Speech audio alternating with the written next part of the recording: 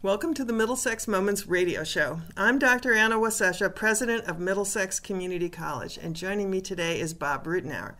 Bob has been teaching at this college for years. How many years, Bob? Probably 10. Yeah, a long time. Yeah. 2 courses a semester? Two or three a year. Okay. Really. Yeah. And you're an historian. Yep. And you've actually most recently written a brief history or a monograph on the history of the 4 Cs, the Congress of Connecticut Community College. Yeah, I did I worked with an archivist at UConn, at the library, at the University of Connecticut Library, in their collections, and began to sort of work out a finding aid to the archives of the Union and some of the colleges from the early days. What did you find? Was it mostly about the charismatic leaders who created it, or about how it became a sustainable organization?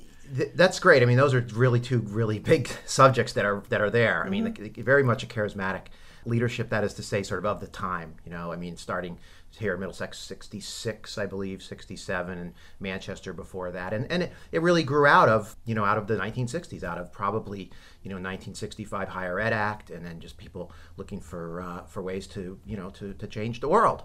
And that's still what we're doing. I actually, this summer, I'm hoping to get some time I could come to you and ask for some help, to try to track and crosswalk the evolution of the Beat Generation literature with the development, the initiation from the 1947 Truman Commission report on higher education to the development of the Higher Ed Act in 65, and how essentially I think it informs the way that the culture exists on community college campuses. Because the Beat Generation was an outsider movement. Yeah. It wasn't the mainstream. Yeah. But it spoke to that kind of sense of democracy that evolved after World War II. So, so I need your help to think about that. Well, and I think that actually that kind of Beat Generation idea does go to it was a very novel and radical idea to unionize college faculty, right? Right, yeah. Absolutely. So they had to have been fighting against the mainstream. Yeah, I mean, interesting, our union in the system is called the Congress because it started as an alternative to the traditional Senate. Oh, interesting. Right, and also from the Congress of Industrial Organization, sort of the idea of Congress, kind of a populist approach. And also began with having faculty and non-faculty in the same organization, and maintains that. And very distinction is unusual, rare, even singular in the country for a bargaining unit that has both faculty and non-faculty in the same group. And so that's certainly linked to the history. So as an historian yourself, would you consider yourself to be a labor historian then? I did. I started that way, and I sort of still am. But I was labor historian, and then I became more of a historian of slavery, which also is labor, which is an interesting way that the field is developing and understanding itself. And also the Caribbean, which is where I really got into the sugar production and how important that is, and then the interest in Puerto Rico from having students who are from Puerto Rico. Yeah, it all follows. Yeah. Well, one of the things you've done, I mean, you keep teaching these wonderful courses, and you have quite a following of students, but this year you've developed a whole new course that you'll offer in the fall, right? Right. It's called History of Puerto Rico. So when we come back, let's talk about this course and everything that will go into it, and a little bit about what people will learn when they actually spend an entire semester focused on something. It's much bigger than a half-hour radio show. Yes. Yeah. Well, we're back, and I'm so delighted to have Bob Reutenauer here today. Bob is an adjunct professor here at Middlesex Community College, and actually a man of many talents because he's got other pursuits that he has in his life, including working on the union issues in the community college sector, and has written recently in a monograph, would you say? It's the beginnings of it's really more of an annotated timeline, just a register of documents, of 500 documents from 1967 to 892. These were not digitized? No, these are documents I put on the dust mask and went into the basement and pulled them out and sorted through and put together a research collection. Yeah. Many people on this campus here know that I was out for 3 weeks with some back surgery, and I've been joking about how my work is backbreaking and all that. It's wonderful. But I had time to kind of follow my bliss online, and I wondered what had happened to this guy I knew at Washington University, where I was an undergraduate for a couple of years, and who helped to burn down the ROTC building there. This is the late 60s. 60s. And I found online an annotated bibliography of the documents at Washington U during that period, and they were phenomenal. I mean, and there they were. And I thought, I really want to go back and read them. There were student strikes. They occupied the chancellor's office. The chancellor actually, and he was the nephew of T.S. Eliot. His name was Thomas Eliot. Oh, wow. And he was a kind of an older, very genteel man who always wore a bow tie, and I think he was crushed by the whole student power movement at that time. He wasn't prepared for that. You know, I have a document to show you that took place probably in this office, the president's office of the college in 1967 or 68 was his name, Wheaton. And the Kerner Commission report had just come out, which was, about the condition leading to uprisings and ghetto uprisings around the land. And that became a topic of subject to talk about in a faculty meeting, all staff and faculty meeting, about how does this inform our work? How should we take this on as something to, educate, more students that need us? So it was kind of a neat. I would love to read that. Yeah, I'll get it for you. It's easy to find. Yeah, I do. I've got to organize my thoughts for a conversation about. I started with the rise of student power, which was a really important piece of the change in American higher ed around that period of time. Then I sort of jumped to the Beat generation, thinking, well, it's culture and social issues at the same time, but it would be great to ground it in Middlesex's history. I know you've created this whole new course, and we were saying over the break, it's one thing to have an important idea, but it's another to actually flesh it out and make it come to life over a 14 to 16 week period of time. So why history of Puerto Rico? How did that touch your spark something in you that you wanted to create a course? A few things. Primarily teaching in Meriden. I don't know the percentage, but I certainly always have a number of students from Puerto Rico, potentially third to or more each semester. And so when we do cover in the United States history class, sort of early America and the Caribbean, Puerto Rico gets kind of mentioned along with the rest of the Caribbean and Jamaica and Cuba and Haiti and Dominican Republic, etc. And I always ask students about Puerto Rico and what they know about it. And so many of the Puerto Rican students typically will say, my grandmother told me this, or my grandmother told me this, and sort of talk back to the sort of folkloric knowledge of prehistory in a certain sense of the culture of people that variously are Taino or Carib, Arawak Indians, the people that Columbus met, and the people then that Ponce de Leon, remember, from the founder, Search for the Fountain of Youth. Yes. He was actually the first governor of Puerto Rico, 1493, very quickly. Those kinds of things, the enchantment of the sort of that early contact, and where are these people? What happened to the Caribs, Arawak, Taino, the people of the Caribbean? And people have various views that are very much rooted in cultural knowledge and not so much in history that we can actually try to look at and understand. Sort of challenge students on that, and they say, yeah, well, let's do it. Let's figure out, learn what we can. And I want to say, and your grandmother, by the way, did she have anything else to say, like when she moved to Meriden, or, why she came to Meriden? And so we talk about how to use distant past, very recent past, talk about students' knowledge of their families and histories. So, yes. And they get excited about that, and older folks in the community, too, that I've talked with. One thing I had wondered was whether or not you might get some sort of just casual learners rather than matriculated students who'd want to learn more about Puerto Rico. I think so. I mean, just last Wednesday we did a talk, specific issue of political status of Puerto Rico, which is a contentious matter, and 20 students came, and we had food from Ebenezer's, which makes island food right down the street, brought it over, and a couple of the staff that were in the building, including X, who's our security guy out front, and a couple of others came and sort of dropped in and contributed in a great way that sort of suggests that.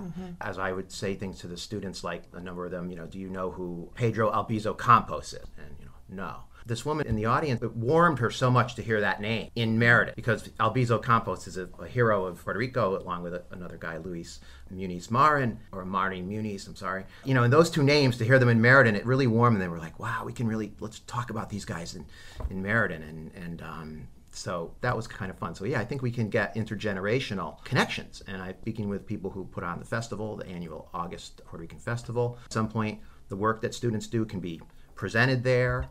And kind of other ideas people have is kind of oral history projects of students interviewing people in the community and their relatives. Yeah, that would be great to capture that, right? The students you're connecting with are part of a diaspora, right? I mean, and they bring portions of their culture. The culture gets recast and rethought about, and then they put down their own roots. It is, and it does seem.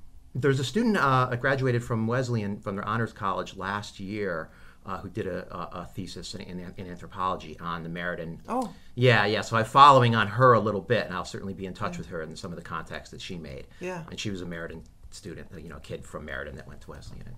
So that's kind of, and some of the people I've talked with in particular is a guy named Hector Cardona, who's a recently retired police officer who's a real leader in the community there, and he wants to help put some of these things together, to get people interested. That's wonderful. So, of course, this is a college course, so you have to cover, I suppose, certain sorts of things. You referenced earlier this issue about statehood, or so, how are you going to handle that? There's a lot of discussion of that's been going on lately. I mean, they have had a lot of ways to look at that. Is there's been since 1952, there have been votes, well, non-binding, all of them, about people's interest in the sort of three broad options: sort of independence, statehood, or sort of something similar to what exists now, kind of associated status, various degrees of sovereignty. And the way that those votes have gone has been pretty consistent. I mean, for the most part, independence is low and then split between statehood and an associated status in some form. And it's interesting to see the reasons for that. But then most recently, the 97 vote, the winning choice was none of the above. Oh, really? Yeah, none of the above. And that created then, there was an arts movement sort of came out of that to sort of take a strange sort of look at it. What do we mean by none of the above? Well, in Spanish, it's actually ningunos de las anteriores, which really isn't above. Above is the idiomatic for how a ballot looks, but in Spanish, it really means none of the preceding, which really kind of is like nothing that's ever happened before, in a way. That's how the artists sort of took it on, is we want something new. That's kind of neat. And I haven't looked into what they actually produced, but there was a show that took place that toured, between sort of Hartford and New York to Boston and probably elsewhere. And so that kind of none of the above is a real clever sort of trigger for people to rethink it all. And in a certain way, people think it meant people tired of the debate. On the other hand, there's a real practical reason, which is that the lead political party, the PDP, People's Democratic Party, campaigned in favor of none of the above because the option that they wanted wasn't spelled out well enough on the ballot. So it's very complicated and potentially meaningless in the sense that it was understood by the U.S. Congress to be meaningless. And that is to say, no matter what you say, it's not going to matter. Because there's no appetite for adding a 51st state. Because even if there was, yes, there is no appetite for that. And that's a great question, too, because sometimes there has been. But I think it relates in a certain way to Washington, D.C. status. Oh, the district. The district, right. yeah, which would be no representation. Yeah. Right. If they had two senators, that could easily turn, and the balance is so thin anyway. Right. And so indeed, both Puerto Rico and Washington, D.C. would presumably have 4 more Democratic senators to the U.S. Senate. That's always been an issue of how states get added. It's not new. I mean, in terms of whether commitments to either slavery or not, or party. Right. I was alive on this planet when Alaska and Hawaii came in, but too young to understand. Yeah. What was involved in that. Yeah. Well, Puerto Rico's got the designation. 1493 to 2014. The world's oldest colony. Wow. Right. There was a very brief moment where full autonomy during the Spanish-American War. For several months, Spain sort of completely exited Puerto Rico, but the United States came in July of 1998, and then from there ruled military for a couple of years and then passed the first organic act of association. I want to learn more about this. Okay. You meant 1898, right? So, yes. Yeah, right. When we come back from the break, let's talk about, I guess, the American reach into Puerto Rico. Mm-hmm. And then, of course, the partner to that would be the Puerto Rican reach into America, into the U.S. Right. Yeah, Canada is America, too. We have to keep right. And Latin Canada, America, South America, all Americans. Some Puerto Rican folks say, why can't we be to the United States as Canada is to UK? A sort of dominion status. Yes. You take our military defense, but everything else we'll take care of ourselves. Right. Okay, we'll be back in just a minute. Thanks. Well, welcome back to Middlesex Moments Radio Show. I'm Anna Wasesha, and I've got as my guest today Bob Reutenauer, who is a man of many, many talents, one of which is he's created this course on Puerto Rico. And I'm learning so much, and we have this pitifully small period of time in which to talk about Puerto Rico, and I always have the luxury of being able to ask the questions I would want to ask if I were in your class. Here's a first one to start off with. Of course, there were the native populations that the Columbus encountered when he first arrived. Right. But then over this 500-year period, there must have been many other migrations of Europeans? So who are the Puerto Ricans? What's the makeup of the Puerto Rican population? And how many people live in Puerto Rico? Yeah, great question. Approximately an equal number now living stateside as on the island, 4 million. So that's 4 million is greater than the population of Connecticut. Right. Just as a comparison. Yes. Yes. Right. Right. Greater than many states, actually, then, yeah. The history, in terms of the course, is going to be in three parts, as you sort of outlined there. There's kind of the prehistory before Columbus, pre-Columbian. It's kind of, we don't know a heck of a lot specific to Puerto Rico than sort of Caribbean generally, so we sort of cover that. Then there's 400 years of Puerto Rico as a Spanish colony, 1493 to 1898. And its role in the Spanish Empire is what we look at there. There's comparative ways to analyze that. That is to say, Puerto Rico and Cuba, Puerto Rico and Jamaica, Puerto Rico and Haiti. That is one, sort of Spanish, English, and French types of colonization. And for the most part, this is about sugar. I was going to say, why do they even care about it? That's the natural resource. It's about sugar. It's an agricultural product. Yeah. I mean, in an important way, Puerto Rico, unlike Jamaica for the British or Cuba for the Spanish, Saint Domingue for the French, Puerto Rico was not intensively populated or grown. There wasn't a lot of sugar there. Puerto Rico's natural place in the empire was as a defensive outpost. Have you been? No, I haven't, no. If you go to Puerto Rico, you'll go to San Juan and you'll go to Old San Juan. And when you go to Old San Juan, you'll go to the tip of the island to the fort. And the fort is quite a fort.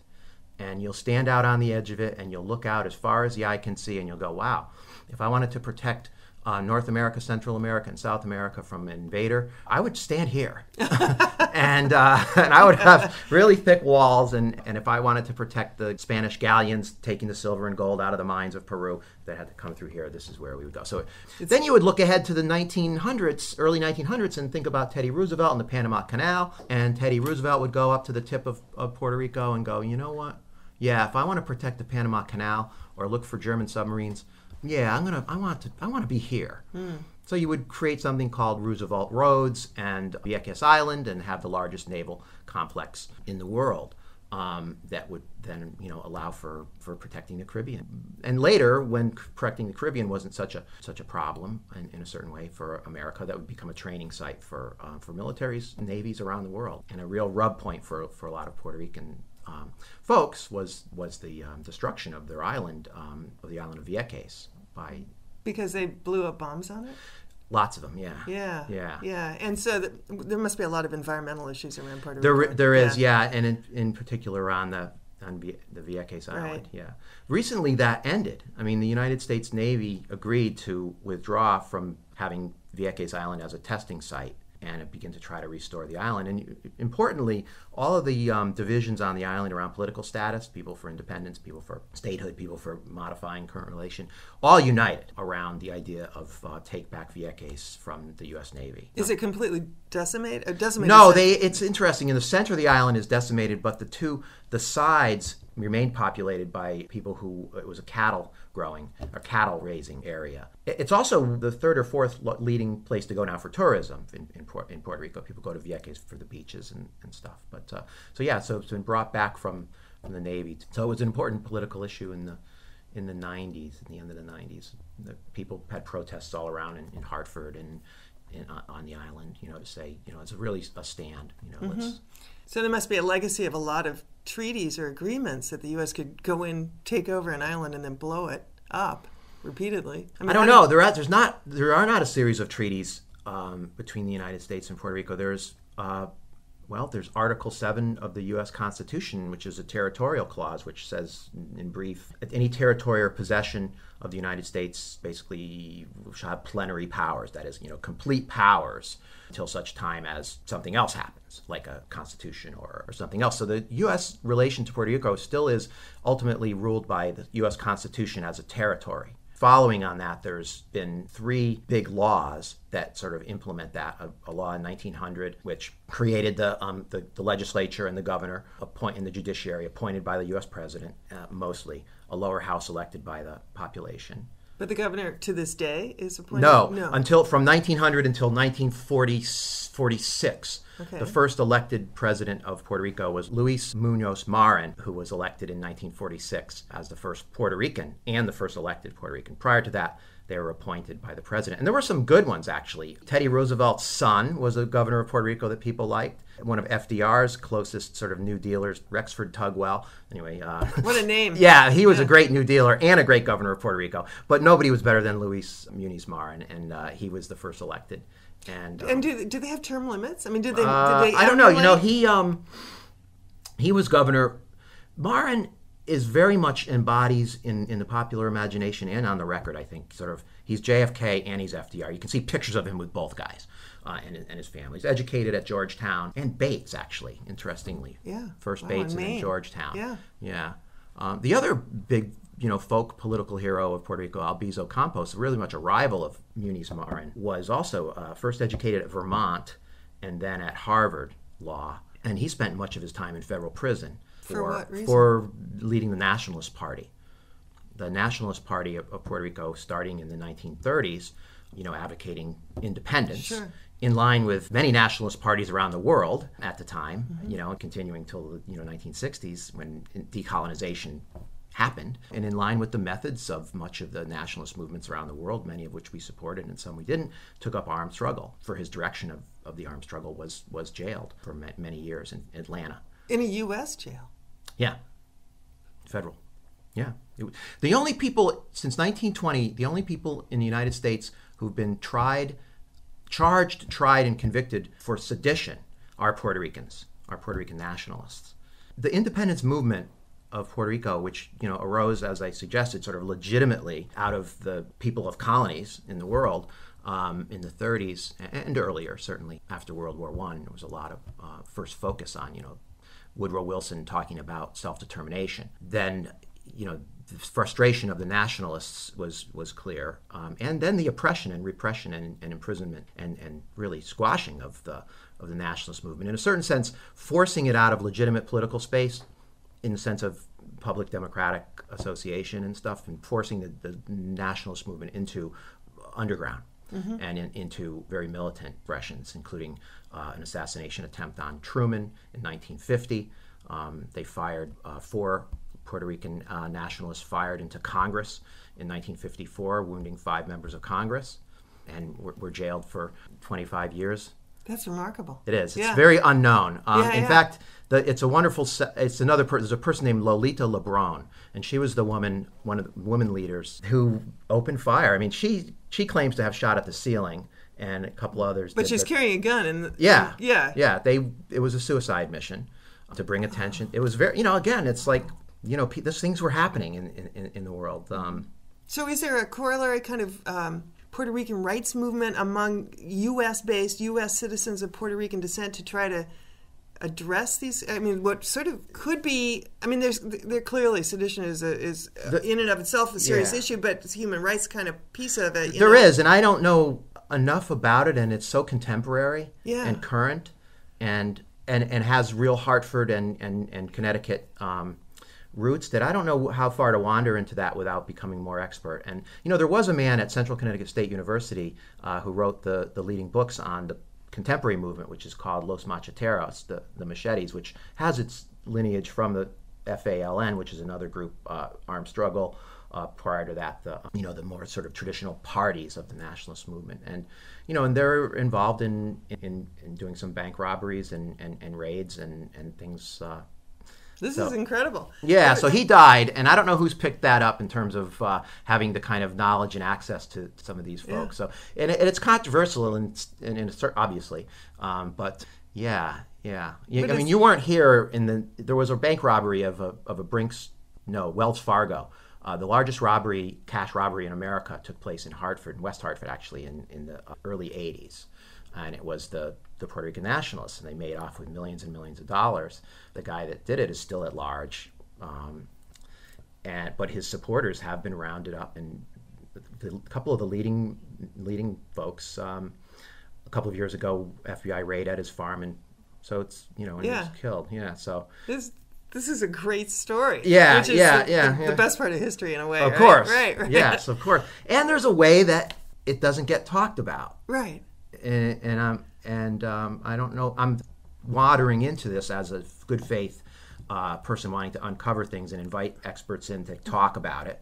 And I think it's fantastic. Yeah. So I hope that our listeners on this wonderful radio program on WLIS WMRD who are interested in Puerto Rico will think about signing up for this course, which will start in the fall at the end of August, and it'll be Wednesday nights from 7 to 9:40. So and it'll be at the Meriden Center, which is 55 West Main in Meriden. So for those people who work a standard work day, grab a quick bite to eat, maybe at Ebenezer's. Absolutely. And then head on over to the campus and meet Bob Reutenauer, whom you've met today. Thank you so much for coming on the show. This has been the Middlesex Moments radio show, and Bob Reutenauer has been my guest today. I hope you'll come back and tell us some more about Puerto Rico. I want to learn more. If any of you are interested in learning more about the college, you can find us online at mxcc.edu. I'm Anna Wasesha, the president of Middlesex Community College, wishing you all a very good day.